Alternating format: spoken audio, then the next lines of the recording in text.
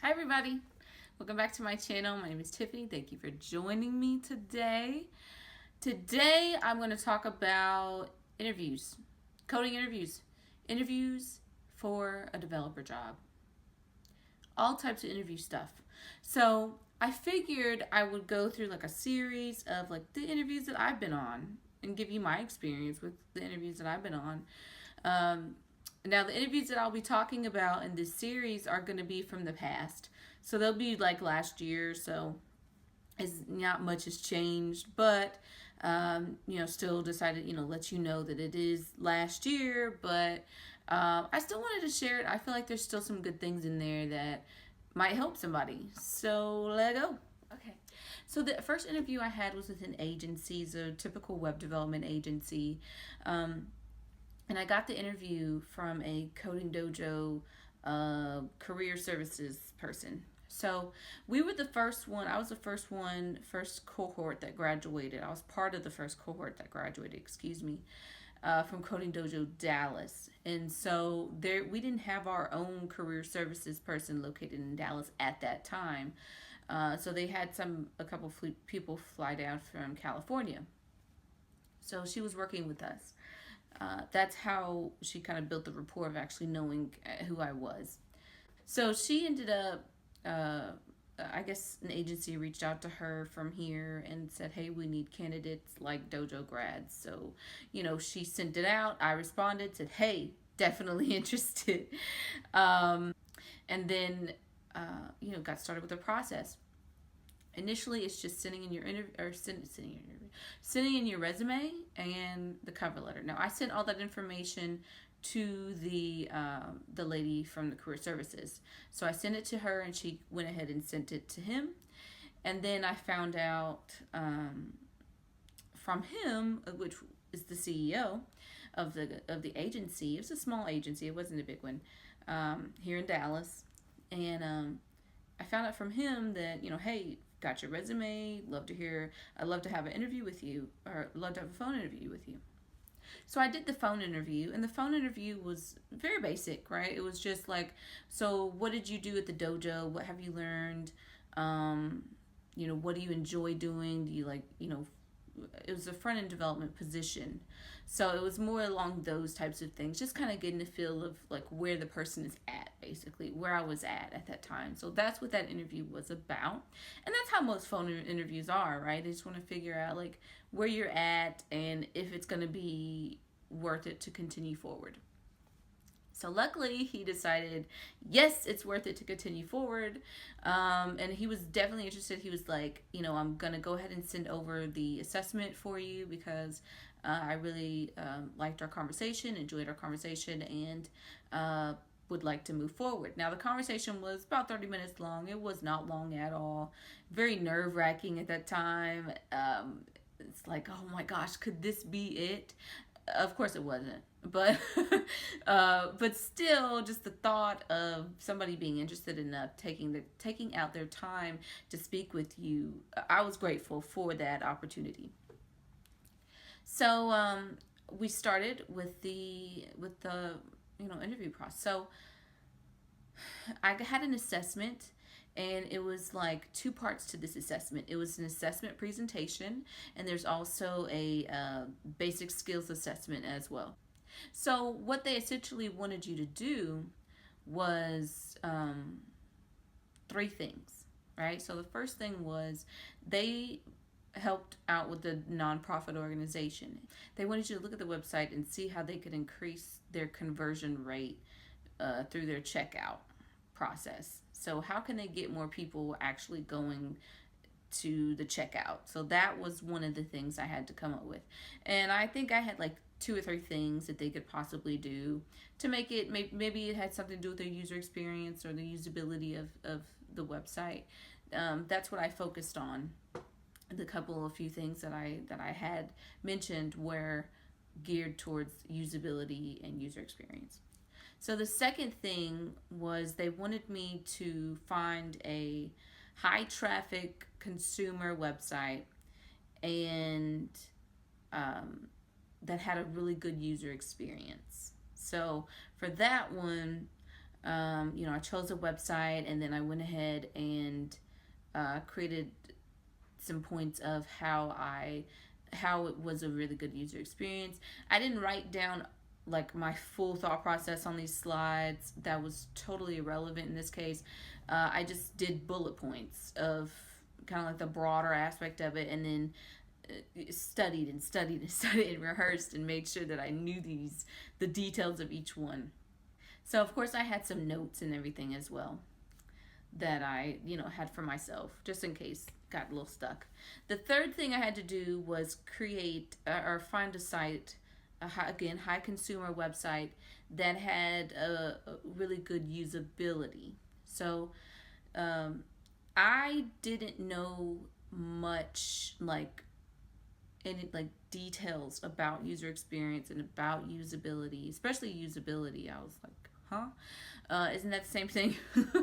So I did a lot of research to get that information so that I was able to convey it like I knew what I was talking about, right? And so I did my research and figured out what it was. I went to a meetup the night before.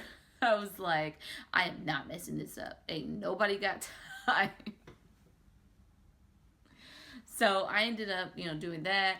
I did a user experience meetup, just to kind of see if there's anything that they were throwing at me that I didn't think about. So I did that. So I had my presentation together. I used something called reveal.js, and I had no idea what reveal.js was. But when I told one of the instructors that I was doing an interview, he said, "Oh, you got to use reveal.js," and I'm like, "Okay."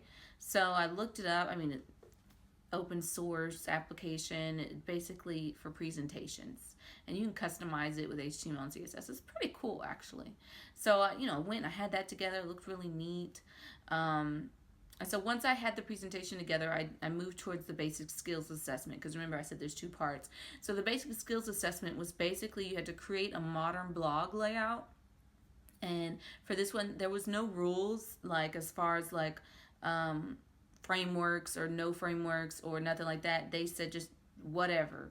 You're basically rogue, right? Now they had specifics that they wanted you to include, like you had to have a header, and you had to have articles and an archive, and popular articles, and different content for each of those things. And then you also had to have a newsletter section, a footer, right? So you had to have those sections rather on a page, and that was like the only stipulation. But for the most part, it was just like, just go rogue and figure it out, which was really cool. I think I ended up using Materialise for that one. Materialise is a framework inspired by Google. Implemented like a couple things that they thought were interesting, and when it came time for the interview, they touched on those things and we spoke about it. But after I had all that together, I had to send in the basic skills before I had my interview. I had the interview the following week, so I went ahead and I sent that in, and make sure you got it. Yeah, you got it. Went in for my interview, and I was like, I'm gonna crush this. I'm gonna crush it. And I did well in the interview. So it was the CEO, and it was one new developer. Like she had started, I think 6 months before or a year before, something like that. And then they had another developer. He's more seasoned, so he had been there since like the beginning of the company. He'd seen the people come and go, and stuff like that. So they had a couple different perspectives, which I thoroughly enjoy, and I think is a really good idea. Because you want to have somebody that knows about each side of the spectrum. So that was neat. I thought that was neat. So yeah, we had basic questions, right? So they tell me about yourself stuff, but then they also had things like, how do you work well in groups, and how do you handle this situation, or how do you handle a situation in which your work wasn't used for a website, or stuff like that. So I had answers to those questions, and I was grateful that I had that. But of course, since I didn't get the interview, I have to think I fell short somewhere. So not knowing exactly where is the pitfall. But yeah, I went through the interview. It went well. I think it was about a couple hours long, hour and a half. So it was a pretty decent interview length time. Um, so yeah, I went through that, and they had a section you could ask them anything, right? They wanted it to be more like a conversation, and I think maybe that's where I sort of lost the ball, because it wasn't so much a fluid conversation on my end. So maybe that was something that I should work on and get better at doing. But yeah, I mean, other than that, it went well. I was excited for the opportunity. I told them that. I was like, grateful that, gave me a chance. The presentation aspect was the one that I was more so like nervous about, because I'm like, how's it going to work? It was actually the first time I actually brought my laptop into the interview room. I never done that before. I always leave my laptop at home, but I brought it with me this time, and had to set it up. But it was very small. It was like a smaller room. It wasn't like a big open area space, which is good. Um, yeah, it was just like a smaller room. I'm sorry, it was a smaller room, medium sized room, I guess. And it had like a TV on one side, and then like a little table to set my laptop on, and then a chair for me to sit in, and so I could navigate while sitting down. They didn't. They said I could just stay seated while I did the interview, so that was cool, or did the presentation, and then they kind of sat around on the other side. So it overall went well, but it just didn't work out on my end. I did get feedback from him that was along the lines of, just keep working on our portfolio, and keep perfecting basically my craft, keep getting better at coding, and keep making things. So that was the advice I got. And yeah, I definitely did. I had after that, I worked on other things, and I still kept going, and I didn't give up. But that was just one interview experience. I actually was told by the lady who originally got me the job, the career services lady. She was like, "Will you stay in contact with him, because he really liked you and you made a good impression." And I thought to myself, not enough to get the job, but one impression is all it takes. So yeah, I did that interview. It was solid.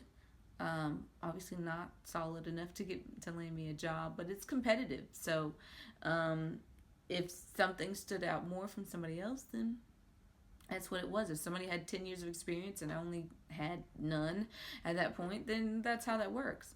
So different factors relate in, but I guess the biggest thing to take away from this interview is to kind of like lighten up, like relax. Definitely keep that conversative tone going, making sure that you completely explain things, like make sure that they know what you're talking about by the time that you get done talking about whatever you're doing. Make sure they know what you're saying. They could paint a picture in their head if they needed to. I think those are the main things in any interview, especially as a developer.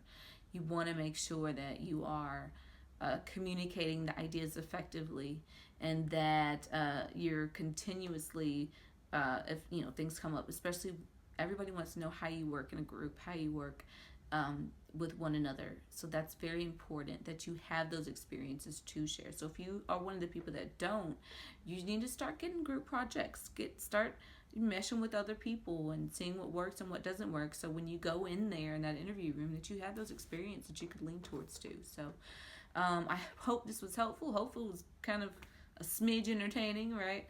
But yeah, I thank you for stopping by, checking out the video. And I will be back with more interview experiences and more generally just more content. So thank you all for watching. Have a great day, and I'll see you soon. Bye.